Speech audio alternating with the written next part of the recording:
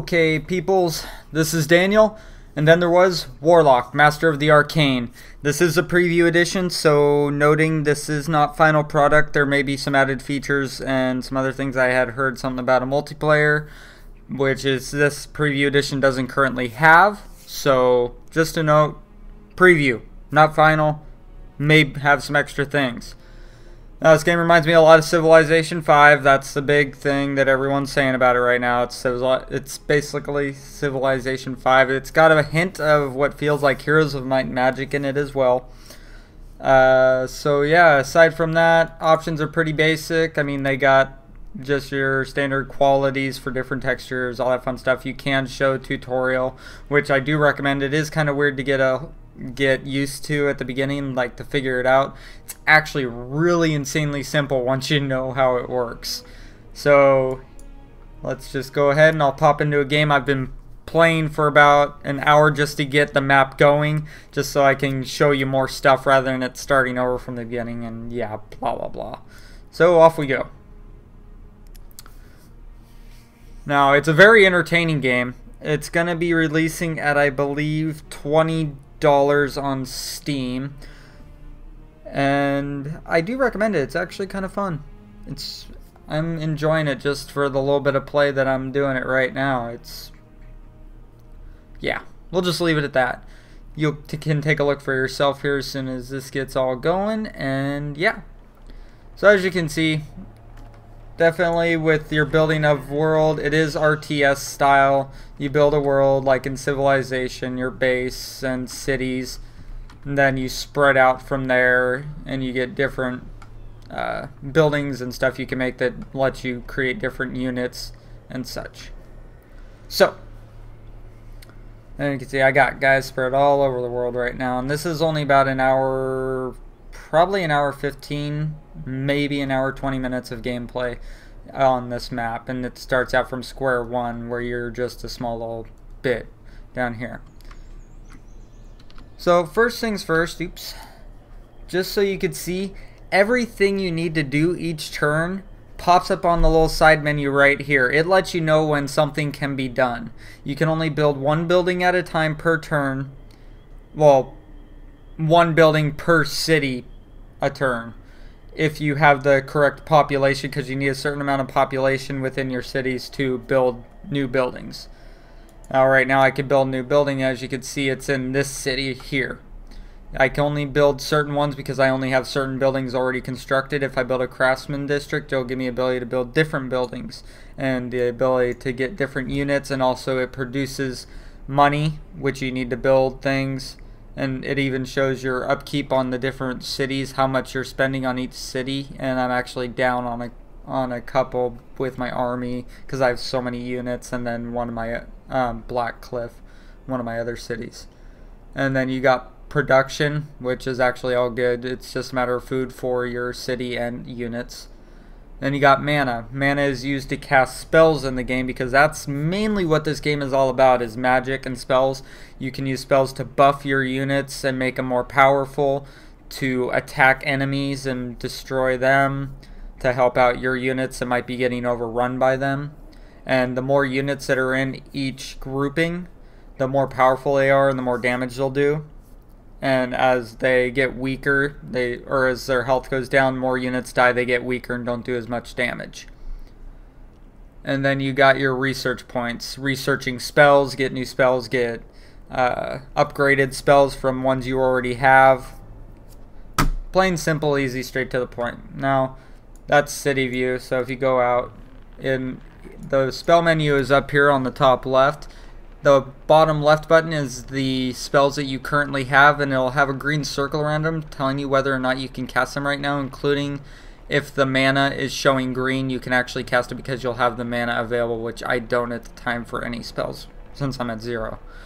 But as long as you have the mana available and it's on the green circle here fully filled up, you can cast it. Now, as you can see, I have quite a few spells built up. Like I said, it moves very quick, though it is a very time-consuming game at the same time. And then you got your research menu, the spells you can research. You can only research between 5 different spells at a time. You can only research one at a time. Once that's researched, you get a new one in the little pentagram here, and then you can select a new one, and it'll research that. It'll tell you when it's done. You can start researching a new one, and it tells you how many turns it'll take to do that right here next to each one. So 3, 4, 3, 2, you get the picture. Now, one other thing this has is it has diplomatic relations. You can actually see how certain other wizards in your map like you, and how good they are towards you, if they like you or hate you. You can actually declare peace between them or declare war against them. You can get them to be friendly to you so they don't attack you, and they help you fight the other wizards that are in the game, or the other warlocks. Now there are also deities or gods that you can, depending on things you do within the map, certain deities will actually favor you, and if you are favored ultimately towards one, then you will get a massive bonus towards them.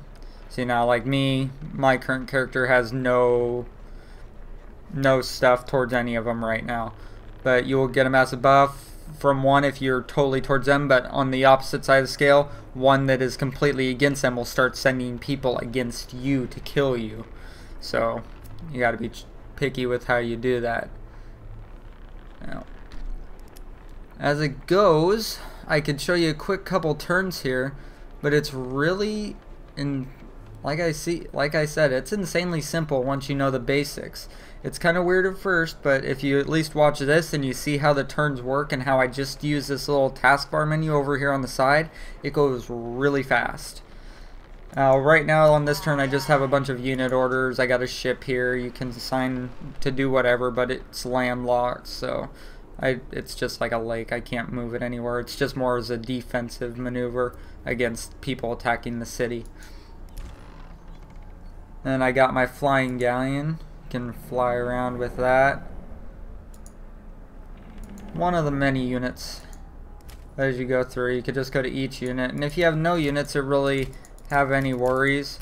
Oh, here's one other thing, is when units have full movement points and they're not moving anywhere, they haven't moved, haven't attacked, haven't done anything, you can have them rest and heal up, and they'll get units back so that you can continue to use them. Because units in this game do level up as you fight with them, and they get perks and bonuses that make them more powerful, and so they can kill stronger units. Now I'm just going to end the turn here, and here's sort of the Heroes of Might Magic basis. It goes through all the other players' turns and then comes back to you when it's ready. Now again, I really don't have much, so what I'm going to do is just to show you the basic of the combat. Here I got an archery unit, but oh, I moved into the lava field so they can't move any farther.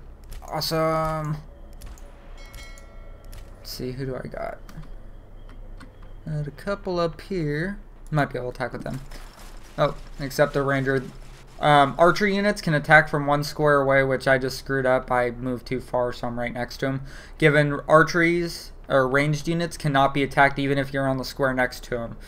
Archery ranged units can attack, not be counterattacked. If you're melee and you attack a unit, you can be counterattacked in that because you're attacking them direct on, and your units can die just by attacking. Let's see if I can get somebody leveled up here so you can see what I'm talking about with the level up system here. Oh, it's not looking very promising.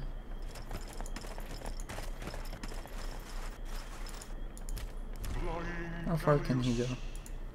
Let's send him over here. Maybe he can attack the guys and get leveled up. Nope. Okay, well, let's take this for one more turn here. Oh. Listen, I wanted to speak with you about something.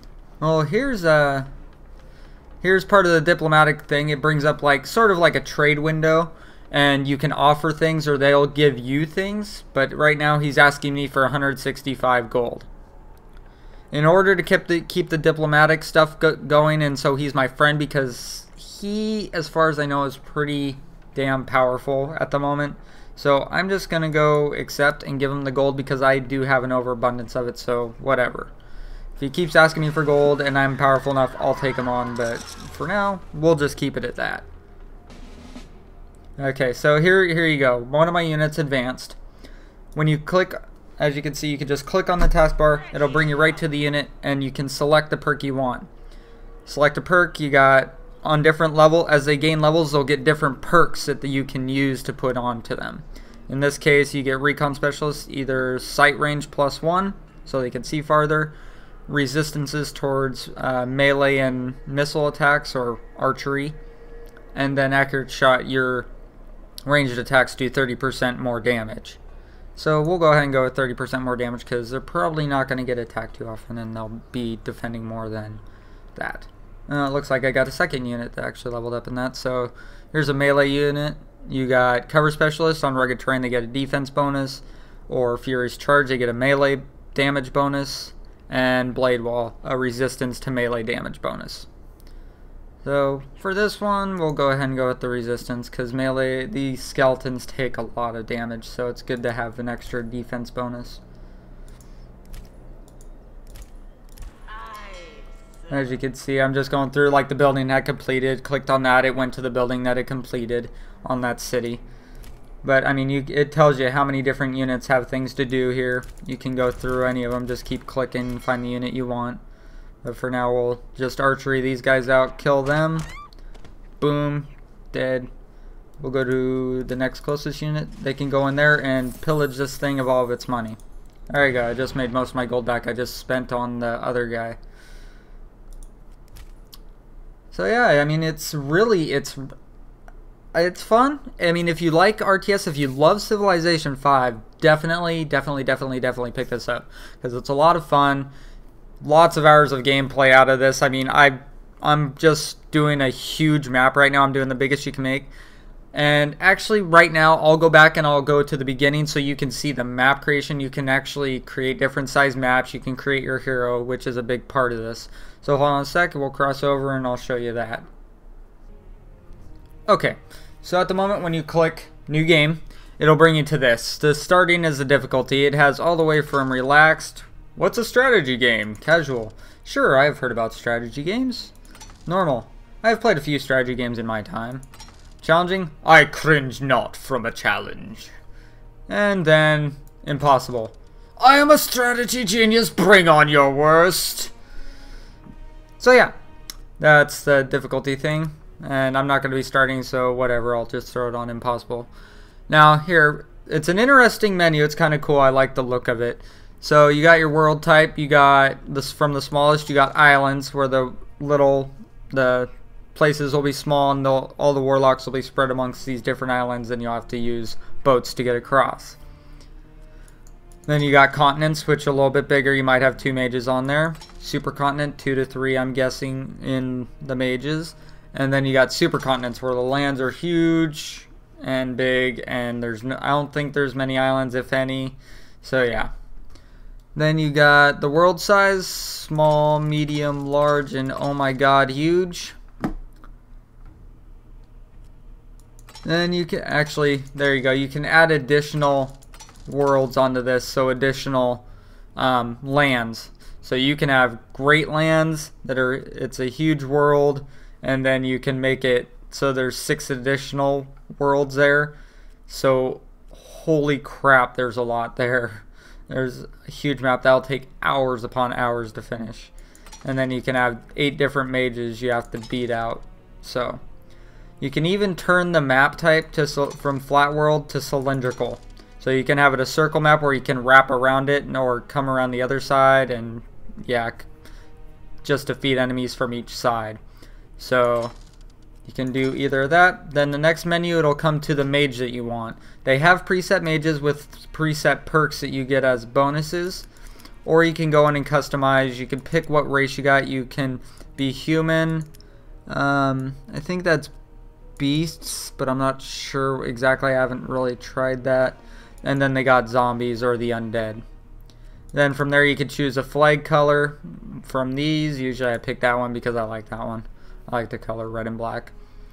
And then from there you got your different perks, so you can put points into. You can only get so many points, so you could take all perks and no spells and then just research the spells as you go if you want, and then just take all these, but it takes a certain amount of points for each one, and the number next to the item is how many points it's going to take, and you only get 10 points.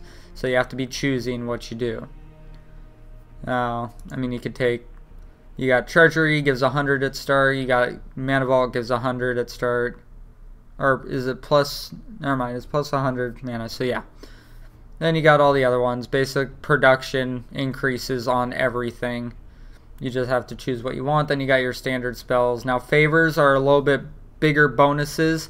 You get plus increases towards certain the gods or deities, and that'll help you out through the game. But then it'll also make the opposite side angry at you. Now, after you've gone through and you pick all the stuff you want from there, blah blah blah, it will go into the game. So anyways, this has been Warlock, Master of the Arcane.